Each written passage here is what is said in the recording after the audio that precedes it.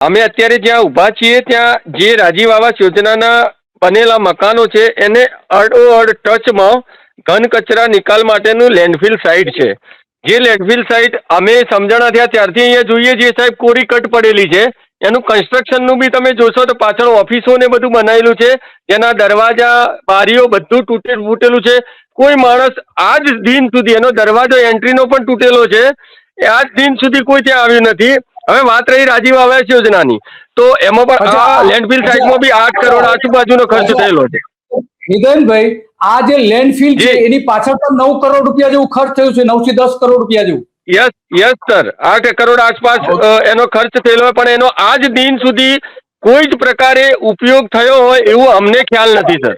બરાબર છે. અને આ જે બોડી હતી એ સમયના નગરપાલિકાના પ્રમુખ અને બાંધકામ સમિતિના ચેરમેન થી લઈને જે કારોબારી સમિતિના ચેરમેન થી લઈને એ ભાજપની બોડી હતી. કોણ કોણ હતા એ લોકો? યસ સર, એ 2016 ની આસપાસની મંજૂરીની વાત છે. એ વખતે ભાજપની બોડી હતી અને એમાં પ્રમુખ, બાંધકામ સમિતિના ચેરમેન, કારોબારી અને 20 જેવા સદસ્યોએ આ બાંધકામની મંજૂરી ઉપરનું જે હોય છે પ્રોસિજર એમાં સિગ્નેચરી કરેલી હતી. અને પાલનપુર નગરપાલિકાના આજ સુધીનો ઇતિહાસ રહ્યો છે કે એ એજન્ડા કે ઠરાવ સાધારણ સભા માટે કરે અને એ સભા 2 મિનિટ પણ નથી ચાલતી લગભગ મોટા ભાગે. એટલે પહેલેથી જ બધું નક્કી કરેલું હોય છે એમને.